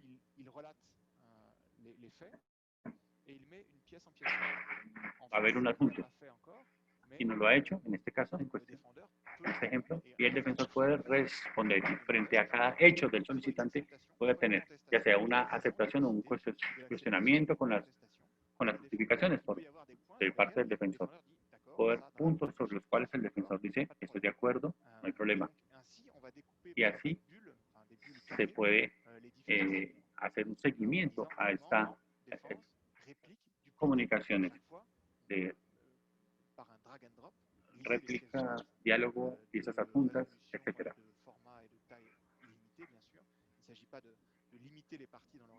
No se trata de limitar las argumentaciones, por supuesto, todo se puede desarrollar con mucha fluidez. Aquí se ingresan los argumentos y cada parte puede, el árbitro puede hacer preguntas. En medio está el árbitro. Él hace preguntas al señor Sebastián Fouchon. Le pregunta, ¿ya presentó las piezas contractuales? Y el solicitante puede responder. Más lejos tenemos aquí para mostrarles el final de la primera etapa. Es una recapitulación de la demanda. Y cuánto propone el solicitante para la distribución de los gastos. Y en este caso no hubo una defensa, pero habríamos podido poner al frente la propuesta de tarifas o de distribución de la tarifa de parte del defensor. También el árbitro puede hacer preguntas de nuevo y las partes pueden preguntar cuál de las partes está autorizada para responder una pregunta del árbitro, y como árbitro voy a poder pasar algunos documentos y autorizo a responder a una parte determinada y puedo establecer el plazo que le doy para la respuesta y administro el litigio finalmente como un árbitro. Y en cada etapa hay una notificación, hay argumentos, hay preguntas del árbitro, respuestas, y las partes reciben correos que los tienen informados de lo que está sucediendo para invitarlos a volver a la plataforma para conocer el detalle de lo que está sucediendo. Si bajamos un poquito, hice algunas preguntas, como pueden ver aquí en este ejemplo, puedo también tomar la decisión de hacer una videoconferencia. Y les pido a las partes que me respondan en 5 días y voy a programar, todo está automatizado para la planificación. En el reglamento cada parte tiene la obligación en las 5 fechas que propone el árbitro de aceptar al menos 3, de manera que para que se pueda hacer la reunión virtual, cada parte debe aceptar obligatoriamente 3 fechas. Y hay una herramienta de videoconferencia que es una herramienta nativa. No usamos otras plataformas, no usamos ni Zoom ni Teams, sino nuestro propio instrumento que encripta y nos permite grabar la videoconferencia. Es uno de los puntos importantes que nos diferencia con los mediadores, porque los mediadores no quieren que se graben los debates. Aquí nosotros entonces lo estamos haciendo. Y este instrumento, como les comentaba, es nativo. El árbitro y las 2 partes. Al final, entonces, la emisión de la sentencia. Aquí está mi sentencia, la que yo emití.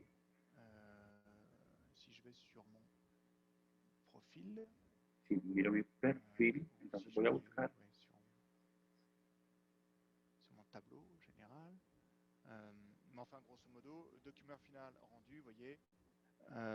El documento final, aquí tenemos el solicitante, el defensor, que respondieron, que replicaron. Yo hice de nuevo preguntas, me respondieron. Luego hubo una recapitulación de las solicitudes, la solicitud principal y los hechos. Pregunté si podíamos recurrir a un experto. Cada parte propuso algo. Hice una interpelación. Una de las partes me interpeló. Yo respondí a una de las partes. Y luego se programó una videoconferencia que se hizo. Luego hay un test del material que se usó en la videoconferencia y la grabación. O sea, se puede volver a oír la videoconferencia antes de emitir la sentencia. Entonces, esto es lo que imaginó Richard Susskind en un producto concreto. Y es lo que estamos tratando de hacer e introduciendo como en los nuevos usos de resolución de litigios en Francia. Entonces ya no sigo compartiendo mi pantalla y estoy disponible a partir de este momento para sus preguntas y comentarios. Muchas gracias.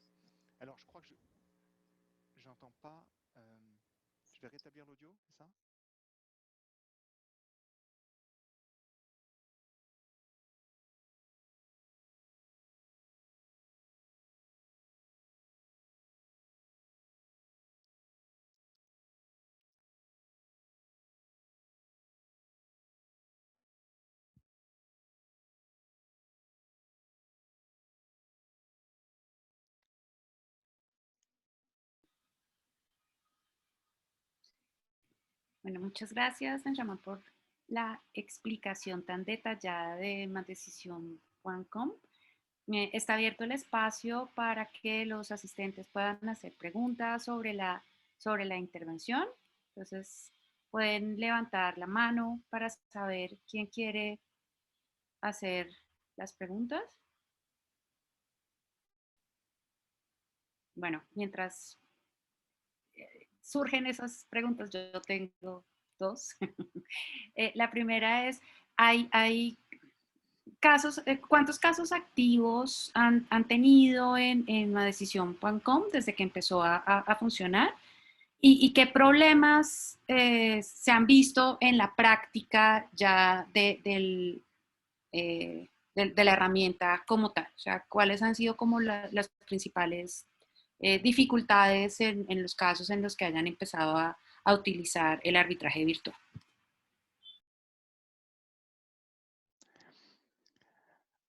Alors, Bueno, por el momento tenemos casos muy limitados, tenemos 1 o 2 en curso y son casos de mediación. Tenemos personas que han creado perfiles con colegas que ya tienen su perfil, salvo los problemas habituales de, por ejemplo, no encuentro mi código de acceso o llegó el código de confirmación a spam, cosas clásicas. En estos pues también los acompañamos, pero en estos primeros casos el problema está relacionado y es muy humano, es por eso que los acompañamos, los primeros casos de mediación que llegaron, los acompañamos paso a paso porque a veces es un poco angustioso para las personas que no están acostumbradas a la tecnología, hacer una solicitud, tener un plazo largo para que el adversario acepte, porque esto no es instantáneo, se pueden ir hasta 45 días en este plazo, y aunque haya un mensaje que diga, sí, su solicitud fue enviada, usted puede recibir la respuesta en su cuenta, estamos esperando respuesta del adversario, a veces la gente se siente angustiada porque no saben si se envió la solicitud, si aceptó o no aceptó, y qué va a pasar entonces con eso. Bueno, esta es la primera interrogación que nos hemos hecho, el primer cuestionamiento que tiene que ver con la mediación. ¿Qué pasa si no llega? En cuanto al arbitraje, hay una cláusula clásica, y en este caso es obligatoria. Sí. Para forzar el arbitraje, sobre todo si la cláusula está designada en institución.com. En cuanto a la mediación, el problema se da porque en algunos procedimientos, como lo comentaba anteriormente, tenemos una mediación obligatoria y las personas buscan la plataforma porque antes de ir ante el juez, si no logran encontrar una solución ante el juez, necesitan tener la prueba de que se dirigieron a un centro de mediación. Nosotros no quisiéramos que fuese el motivo para que nos consulten, pero lo que va a suceder es que si no acepta, el cliente pregunta que si va a aceptar un documento que certifique que yo envié la solicitud y que mi adversario no respondió. Esto es un punto a favor para presentarse ante el juez después. Otro tema es otro cuestionamiento que tenemos, si hacer pagar el certificado que muestra el rechazo del procedimiento o el fracaso. Hablando de arbitraje, de la mediación, esta plataforma ha demostrado que cuando no hay una causa de arbitramiento, pero que una de las partes propone un arbitraje, todo el mundo está convencido de que es algo que es más rápido y más permanente, más económico y que permite desbloquear la justicia. La segunda victoria es cuando el juez estatal público está involucrado, se le podrá decir, tratamos de hacer un arbitramiento, la solicitud no fue aceptada y esto harán hacer en el ánimo del juez que el adversario es de mala fe y que no quiso hacer el procedimiento. Bueno, todos estos son cuestionamientos de casos que pueden suceder. Gracias, Benjamín.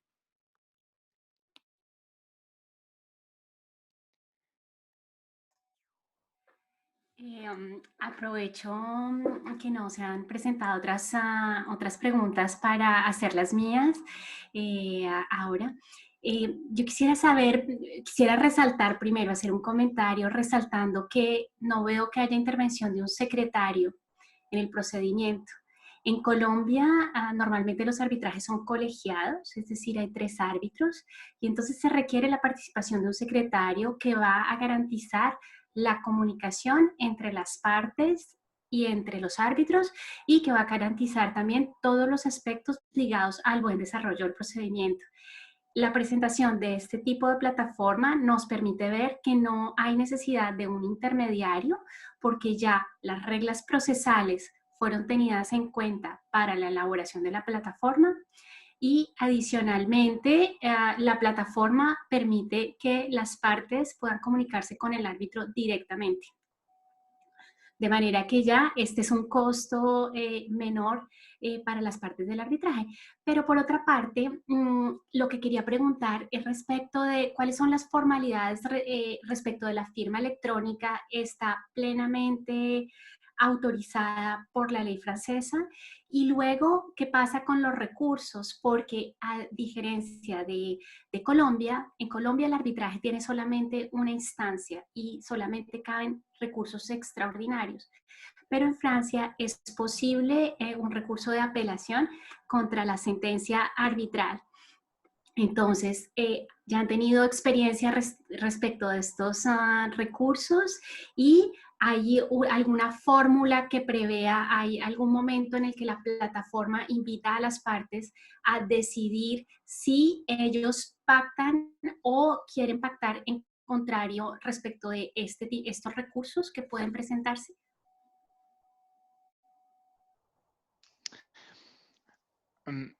Oui, alors effectivement, ce sont des... Efectivamente, son observaciones muy pertinentes y hay que abordar esos temas. En cuanto al secretariado, efectivamente, la plataforma debe permitir,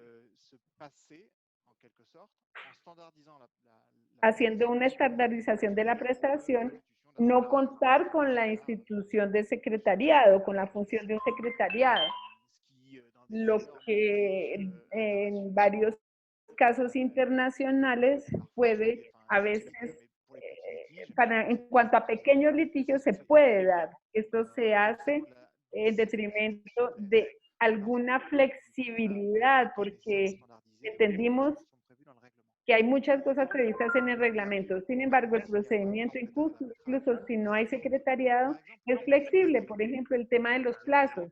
Tenemos plazos de procedimiento definidos en el proceso que les mostré y luego el plazo para la solicitud y la respuesta, la dúplica y la súplica están previstos en el reglamento de arbitraje clásico. Las partes que aceptan aquí aceptan el reglamento.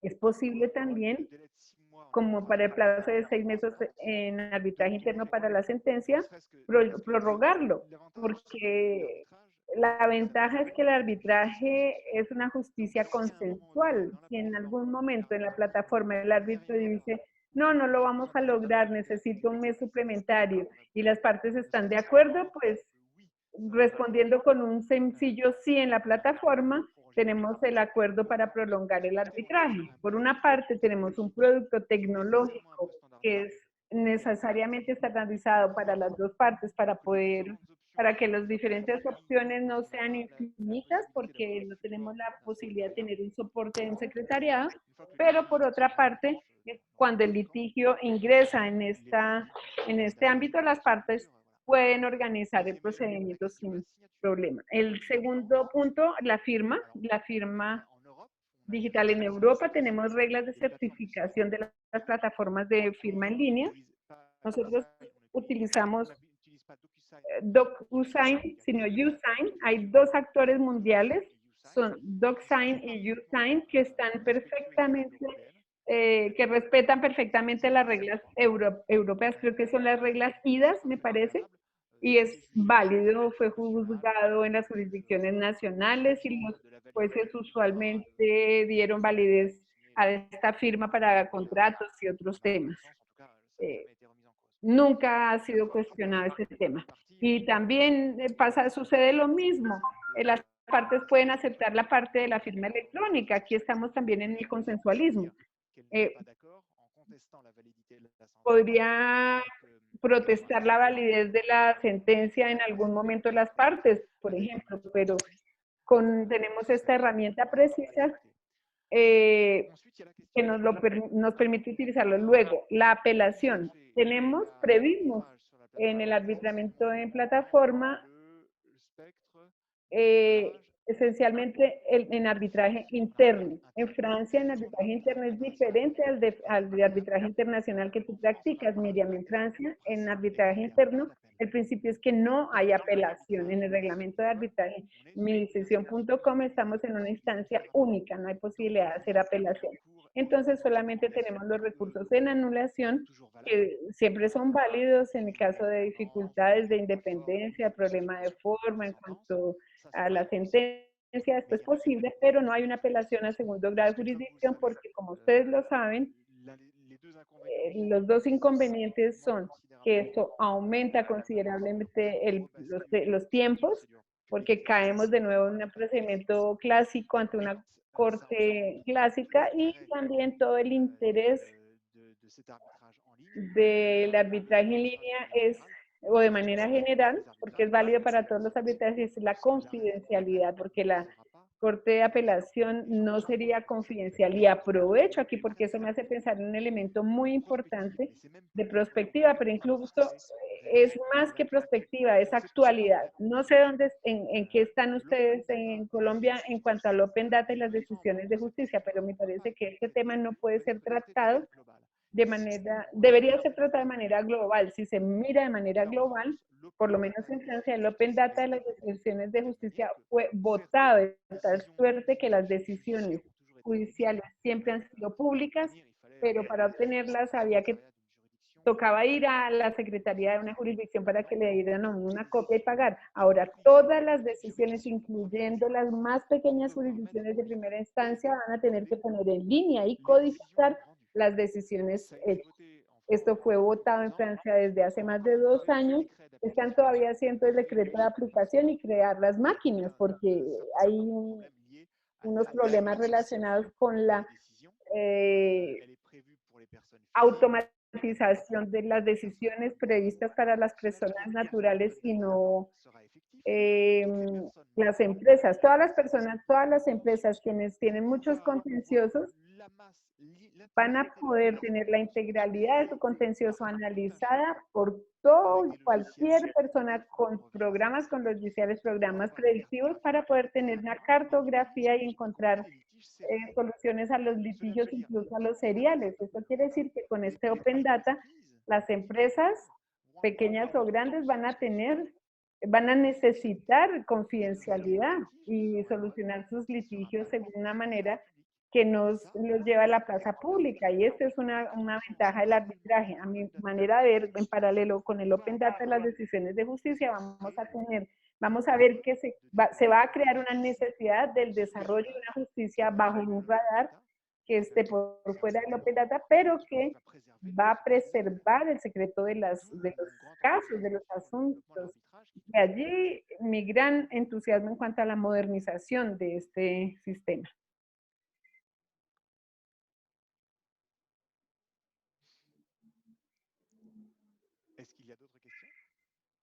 ¿Hay alguna otra pregunta? No, simplemente como para responder a cuál es el estado de la cuestión en Colombia en relación con Open Data. Nosotros tenemos abiertas o son de libre acceso las decisiones de las altas cortes, Corte Constitucional, Corte Suprema de Justicia, y las decisiones que se dan a otros niveles, jueces o tribunales, pues siguen siendo decisiones que, si se quisiera acceder a ellas, pues se tienen que solicitar, pero realmente están siendo confidenciales entre las partes, y si alguien más quisiera tener acceso, tendría que demostrar que tiene un interés legítimo pues para poder acceder a esa información. Pero en altas cortes generalmente la información es de libre acceso y está disponible en las relatorías en las páginas internet de altas cortes. Donc, vous n'avez pas le même problème que nous à ce niveau-là. Entonces no tienen el mismo problema que nosotros a ese nivel. El traje por ese lado no se va a desarrollar de la misma manera. Hay una pregunta, Sebastián, tienes entonces la palabra. Bonjour o bonsoir. Merci beaucoup por la presentación. Ahora voy a cambiar al español. Tengo una pregunta sobre ¿cómo ha sido el recibimiento de los litigios de menor cuantía, por decirlo así? Porque habló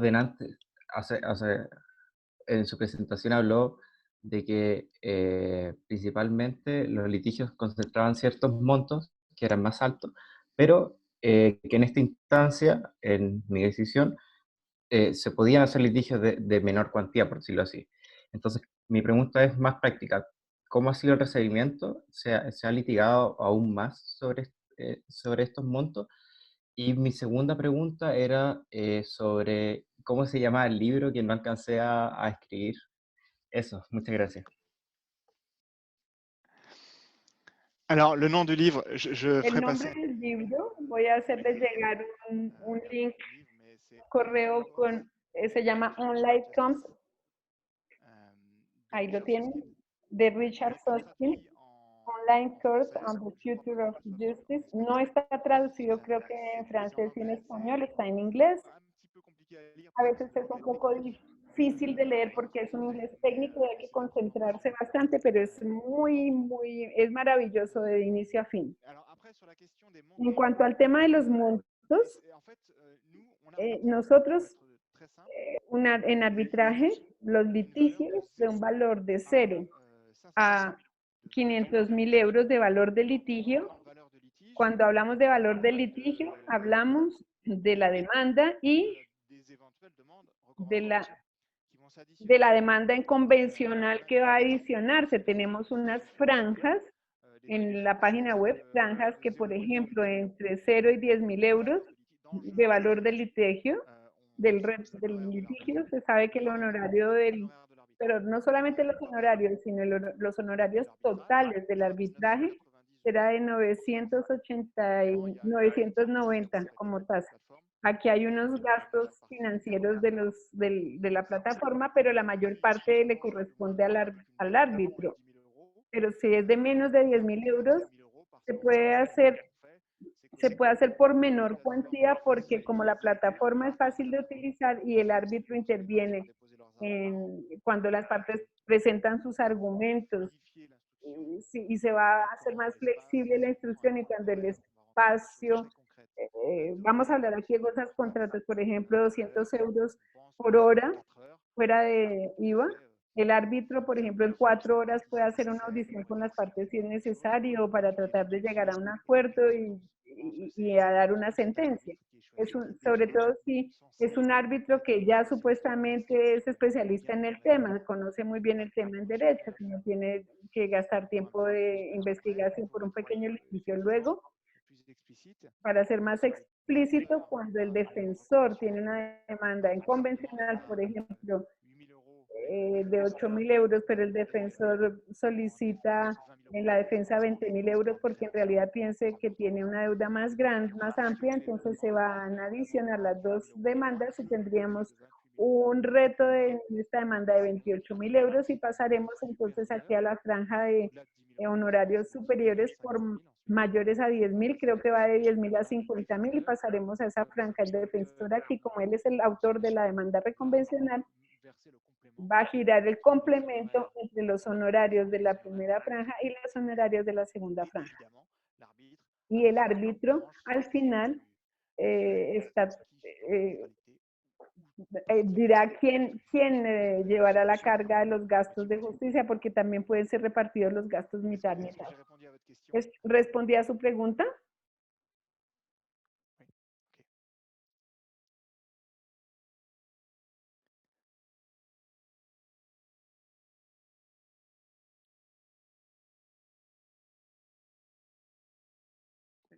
Camilo, puedes hacer tu pregunta. Camilo, tu peux poser ta question. Hola, yo soy Camilo, soy de Chile y quisiera consultar sobre las facultades que tiene en este caso el árbitro, porque en Chile por lo menos hacemos una distinción en cuanto a arbitraje de derecho, arbitraje de un árbitro arbitrador y arbitraje mixto. Y esto depende de las facultades, entonces eso quería consultar sobre qué facultades tendría el árbitro y también en cuanto al pronunciamiento que haría en última instancia, si puede hacer en este caso conforme a derecho o también en base a la equidad y la prudencia. Eso. Gracias, Camilo. Oui, mais alors merci, c'est une excellente question. Gracias, es una excelente pregunta y es un punto que no tuve tiempo de abordar, pero entra dentro de la precisión del arbitraje. Es muy importante, efectivamente, nosotros también tenemos el mismo principio y es que tenemos un arbitraje que se puede dar o en derecho o al amigable. Amigable composición se llama en derecho francés, es como salirse un poco de la regla de derecho para proponer una solución que parezca más justa, con todo lo que esto puede implicar en debate sobre la noción de justicia o de lo que es justo. Aquí también hacemos una estandarización en el reglamento de arbitraje de midecisión.com. Se decide en derecho, en arbitraje interno francés y en el internacional se hace en derecho. No se ha previsto un arbitraje al amigable en la plataforma, pero si las partes inicialmente validan el reglamento de arbitraje clásico, pero si al comienzo del litigio se ponen de acuerdo con el árbitro para decirle que decidirá como al amigable y que hay un chance para decir que están de acuerdo, estamos en todo derecho, pero si las dos partes quieren que se decida al amigable, es flexible, el procedimiento se asume. Por defecto es en derecho únicamente por defecto. La apelación, usted hablaba también de la apelación. Si la convención de arbitraje clásica prevé que el tribunal de arbitral decida al amigable que hay una apelación, porque la apelación está abierta, no es en el caso de nuestro, pero puede darse, la Corte de Apelación también decide a lo amigable.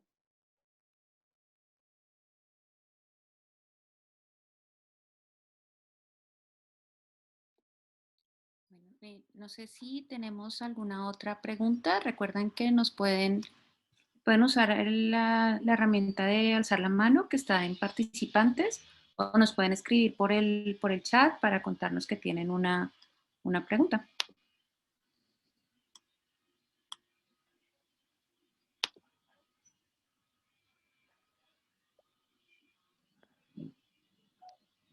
En attendant les questions éventuelles, je voulais Esperando las preguntas, quería aprovechar estos últimos momentos para agradecer a los organizadores de esta conferencia, agradecerle a Miriam y a Tatiana, con quienes tuve mucho gusto preparar esta conferencia.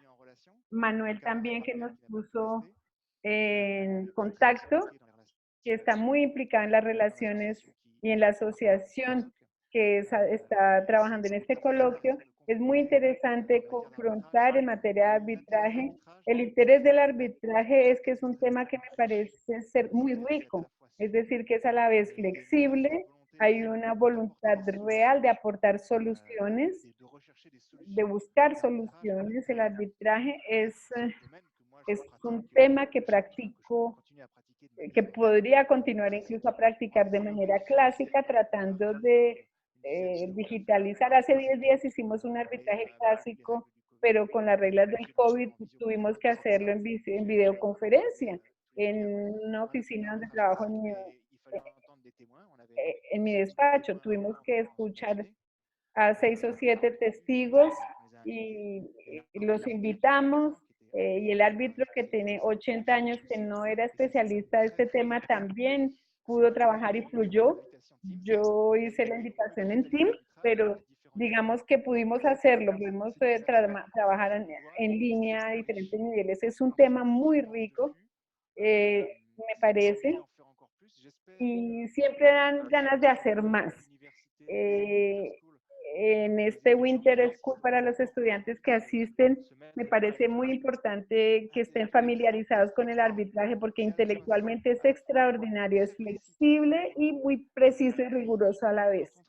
Cuando se trabaja con clientes, la gran satisfacción es que se sabe que el arbitraje va a dar aportar una solución al cliente, cualquiera que sea la decisión tomada, aunque no lo ganen o no ganemos todos siempre, porque habremos tomado el tiempo de leer su caso de manera profundizada con un árbitro especializado que va a analizar el tema, que va a preguntar, a hacer varias audiencias si es necesaria, va a escuchar a los testigos, todo esto que a veces no se puede hacer ante una jurisdicción estatal por los medios y demás, y que esto puede crear cierta frustración. Digamos que para mí es muy satisfactorio ver que su cliente, ver que el cliente va a poder asistir y va a aceptar la decisión aunque no le sea favorable, porque fue hecho y tratado de una manera muy profunda, se profundizó en su tema, se llevó hasta el final el análisis de su caso y se hace de manera completa. Aunque estemos en un sistema donde se decide en derecho, una decisión en cuanto a los hechos y al final una sentencia, lo que es muy diferente a la mediación, pero todos los litigios de la mediación.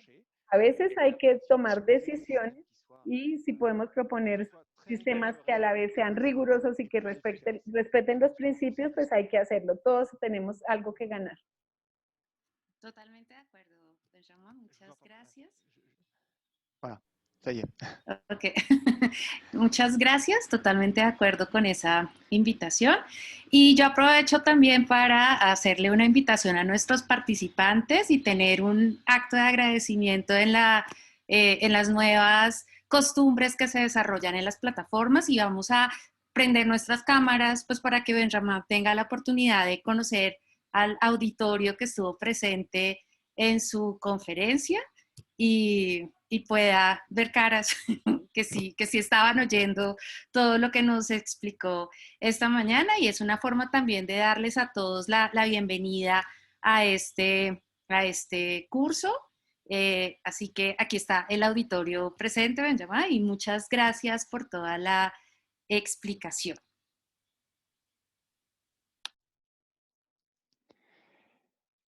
Eh bien, merci à vous. Bonne continuation de ce... Muchas gracias a ustedes. Muy buena suerte para esta formación. Estoy contento de ver a los participantes tan jóvenes que se interesan en este tema. Esto me motiva. Mañana estaré con estudiantes también en la Escuela de Derecho de REN. Tengo un examen de deontología con ellos.